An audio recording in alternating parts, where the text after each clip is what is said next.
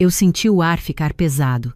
A sala de reuniões estava tão quieta que eu conseguia ouvir o tic-tac do relógio na parede. Meus 2 irmãos, Marcelo e Ricardo, me olhavam com aquele tipo de sorriso que eu conhecia desde criança. O sorriso de quem acha que já ganhou antes mesmo de terminar o jogo, sabe? Eu sempre fui a arquiteta da família, 40 anos, solteira, fundadora da minha própria empresa de design de interiores. Mas naquele momento, sentada diante deles na sede da construtora que meu pai construiu durante 35 anos, eu percebi algo. Para eles, eu nunca seria sócia de verdade. Seria sempre só a irmãzinha. Foi em março. Lembro porque as chuvas de verão tinham acabado de passar e Porto Alegre estava naquele clima fresco de outono. Meu pai, Arnaldo Ferreira, tinha falecido 3 semanas antes, câncer no pâncreas. Foi rápido. Só 4 meses do diagnóstico até o fim. Nos últimos dias, ele segurou minha mão e disse: Marina, você sempre foi a mais inteligente dos 3. Não deixa eles te convencerem do contrário. Na época, achei que era delírio da morfina. Agora eu entendia. A construtora Ferreira. Deixa eu explicar logo porque é importante. Meu pai fundou a empresa em 1987.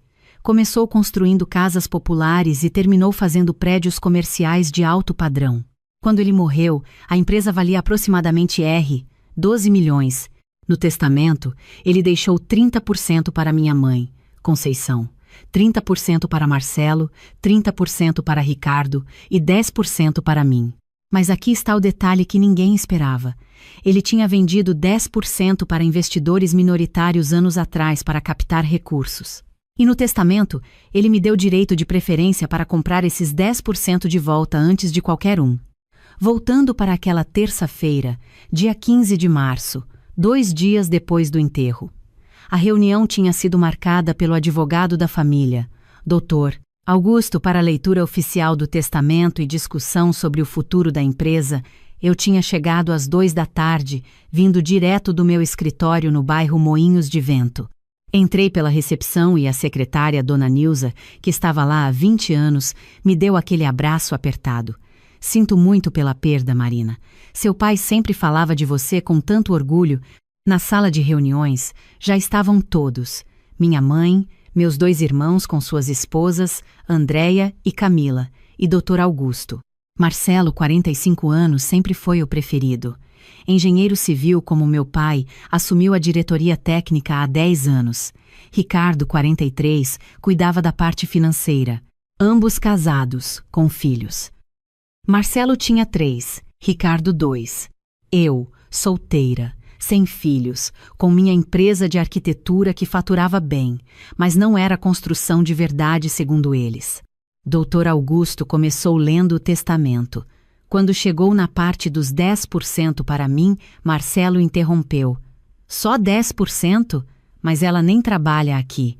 Marina sempre ajudou com projetos arquitetônicos. Minha mãe falou baixinho. Lembra da reforma do escritório? Foi ela quem desenhou. Ah, mãe, Ricardo bufou. Fazer uma reforma não é a mesma coisa que construir prédios. Papai devia ter dividido igualmente entre nós 3. Marina tem a empresa dela. Fiquei quieta. Dr. Augusto continuou lendo. E foi quando chegou na cláusula do direito de preferência. Marina Ferreira terá prioridade para adquirir os 10% de ações dos investidores minoritários, caso eles decidam vender, pelo valor de mercado. O silêncio foi instantâneo. Marcelo olhou para Ricardo. Ricardo olhou para Andréia. Minha mãe olhou para as mãos. O que isso significa? Camila, esposa de Ricardo, perguntou. Significa que se os minoritários quiserem vender suas ações, Marina pode comprar primeiro, Dr. Augusto explicou. E por que só ela? Marcelo estava ficando vermelho, porque foi o desejo expresso do Sr. Arnaldo. Depois da reunião, quando o Dr. Augusto saiu, começou a conversa de verdade. Marcelo sentou-se na cabeceira da mesa, no lugar que era do meu pai. Precisamos conversar sobre o futuro da empresa. Concordo, eu disse. Marina, você sabe que você não entende de construção, Ricardo começou. Seu negócio é decoração, design, essas coisas. A gente agradece o papai ter te incluído no testamento, mas vamos ser realistas. 10% não é o suficiente para você ter voz ativa nas decisões. Respirei fundo. Entendo. O ideal seria você vender suas ações para a gente, Marcelo continuou. Podemos pagar um valor justo. Assim você fica com dinheiro para investir na sua empresa, e a gente mantém a construtora Ferreira na família de verdade, nas mãos de quem entende do negócio. Na família de verdade. Essa frase ficou ecoando na minha cabeça. Quanto vocês acham que vale meu percentual? Podemos oferecer R$1 milhão, Ricardo disse rápido. Isso é mais do que justo. Com 10%, tecnicamente você teria direito a 1,2 milhões, mas considerando que você não contribui operacionalmente. Entendo, eu disse de novo. Vocês já conversaram com os investidores minoritários? Marcelo e Ricardo trocaram olhares. Por quê? Curiosidade. São quantos mesmo? 3 investidores, Dr. Augusto tinha dito. Dr. Paulo Mendes com 4%, Joaquim Santos com 3% e Marta Silveira com 3%. Ah, sim. E eles querem vender? Isso não importa. Marcelo estava impaciente. Marina, você vai aceitar nossa oferta ou não? Olhei para minha mãe. Ela estava quieta, olhando pela janela. Mãe, o que a senhora acha? Acho que você deve fazer o que sentir que é certo, filha. Certo para quem? Minha mãe suspirou. Marina, você sabe que seus irmãos dedicaram a vida inteira para essa empresa. Você tem sua carreira, sua independência. Talvez seja melhor deixar eles cuidarem do legado do seu pai. Levantei-me. Vou pensar. Pensar? Ricardo ficou de pé também. Marina, isso não é uma decisão difícil. R$1 milhão à vista para você fazer o que quiser. E se eu não quiser vender? Então você vai ficar com 10% de uma empresa que você não entende, onde você não tem voz e onde você sempre vai ser minoria.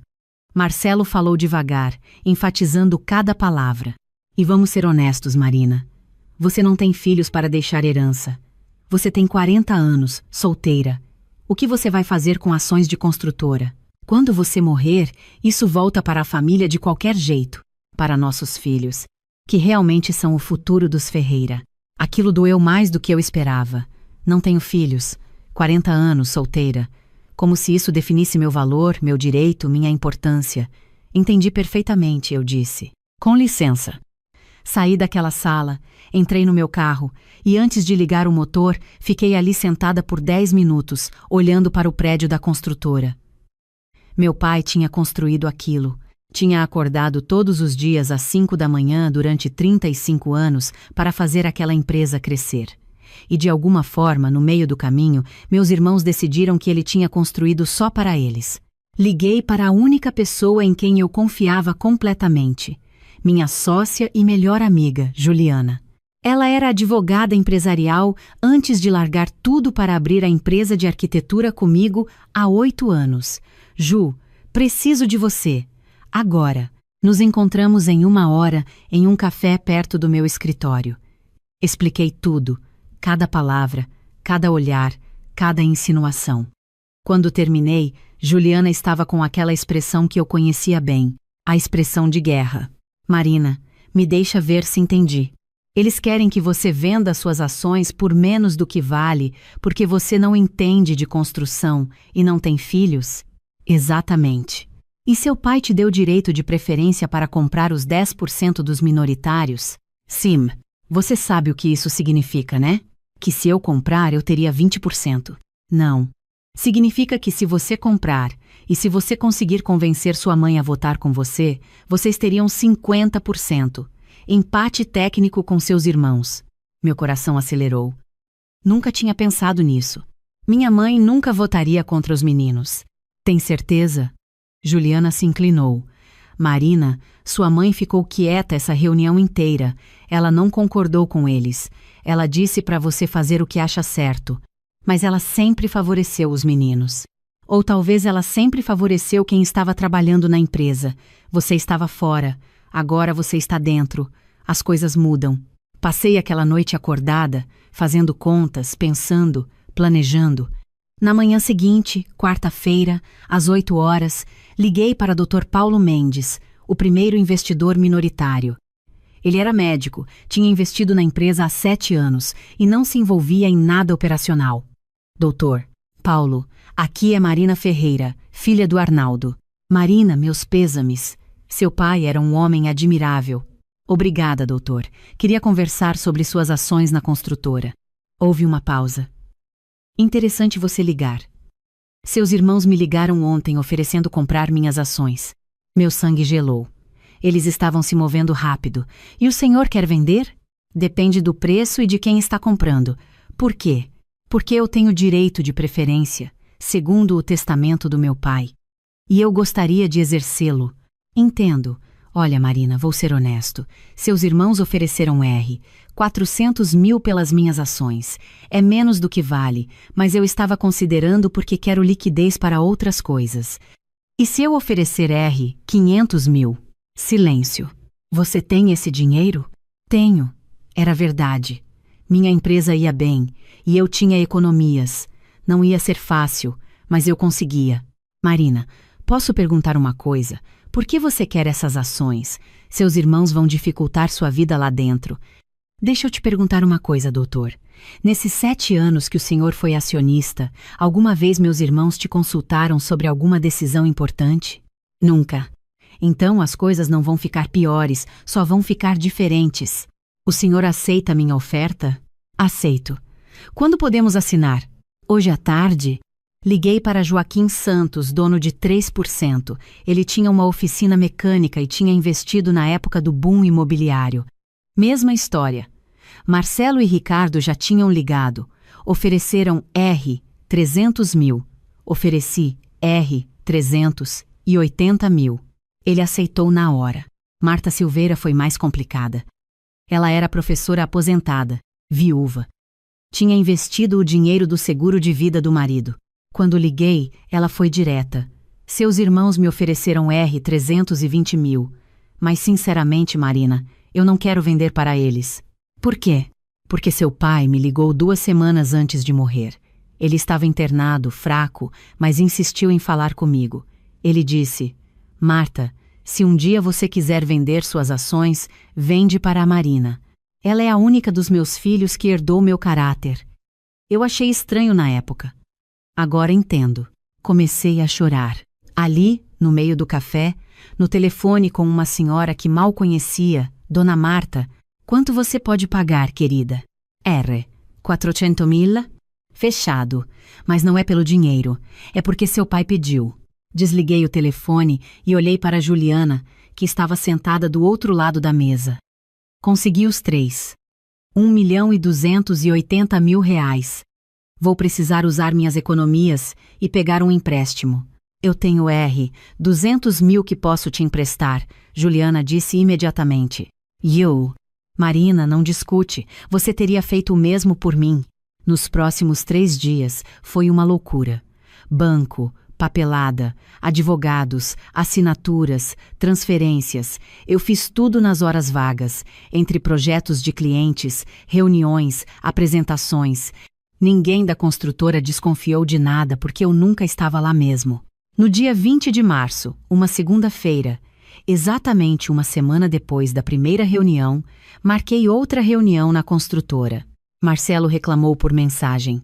Marina, estamos ocupados. Isso pode esperar? Respondi. Não. É sobre as ações. Todos apareceram às 2 da tarde. Mesma sala, mesmas pessoas, mas agora tinha Dr. Augusto e mais 2 advogados que eu trouxe. Marcelo entrou achando que eu ia aceitar a oferta deles. Então, Marina, você pensou sobre nossa proposta? Pensei. E decidi não aceitar. Ricardo bufou. Marina, não seja teimosa. 1 milhão é muito dinheiro. Concordo. É por isso que eu não vendi. Coloquei 3 contratos na mesa. Em vez disso, eu comprei. Comprou o quê? Marcelo pegou os papéis. As ações dos minoritários. Dr. Paulo Mendes, 4%. Joaquim Santos, 3%. Marta Silveira, 3%. Total, 10%. O silêncio foi absoluto. Marcelo lia os contratos, a cara ficando cada vez mais vermelha. Você não pode fazer isso. Posso. Direito de preferência, lembra? Está no testamento. Mas nós oferecemos para eles primeiro, e eu contra-ofertei. É assim que mercado funciona. Ricardo estava calculando mentalmente. Então agora você tem 20%? Exatamente. Ainda é minoria. Marcelo jogou os papéis na mesa. Eu e Ricardo juntos temos 60%. Você não muda nada. Foi quando minha mãe falou, pela primeira vez em dias. Na verdade, mudança sim. Todos olharam para ela. Mãe? Marcelo parecia confuso. Marina agora tem 20%. Eu tenho 30%. Vocês dois, juntos, têm 60%. Ela juntou as mãos. Mas se eu votar com Marina, nós temos 50%. Empate. Mãe, a senhora não vai fazer isso. Ricardo estava pálido. Não? Minha mãe olhou para ele. Por que não? Porque somos seus filhos. Marina também é minha filha. E seu pai deixou as coisas assim por um motivo. Pai estava doente, não sabia o que estava fazendo. Seu pai estava lúcido até o último dia. Minha mãe falou firmemente. E ele me procurou uma semana antes de morrer. Me disse exatamente o que fazer. Eu olhei para ela, surpresa. Mãe? Ele me disse. Conceição, os meninos são bons engenheiros, mas não têm visão. Eles vão querer manter tudo do mesmo jeito que sempre foi. Marina tem olho para o futuro. Quando chegar a hora, você vota com ela. E é isso que eu vou fazer. Marcelo se levantou. Isso é traição. Traição é tentar comprar a parte da sua irmã por menos da metade do valor real, minha mãe respondeu calmamente. Traição é dizer que ela não faz parte da família de verdade porque não tem filhos. Eu ouvi tudo, Marcelo. Essa secretária, Dona Nilza, me ligou e contou cada palavra que você disse. A sala girou. Então ela sabia desde o começo. Mãe, Vocês acham que porque sou velha, sou burra? Minha mãe olhou para meus irmãos. Seu pai construiu essa empresa para os 3, não para 2. Marina tem tanto direito quanto vocês. Mas ela é mulher. Ela não entende de construção. Ricardo estava desesperado. Ela é arquiteta. Ela entende de construção melhor do que vocês pensam. E mais importante, ela entende de design, de modernidade, de como atrair novos clientes. Vocês estão presos em 1990. Marina vive em 2024. Coloquei outro papel na mesa. Tenho uma proposta. Não queremos ouvir. Marcelo cruzou os braços. Vão querer. Respirei fundo. A construtora Ferreira está estagnada há 3 anos, sem crescimento real. Vocês constroem os mesmos prédios, do mesmo jeito, para o mesmo público. Eu estudei os números. Vocês estão perdendo mercado para construtoras que oferecem diferenciais arquitetônicos, sustentabilidade, design moderno. E daí? Ricardo estava na defensiva. E daí que eu proponho uma fusão.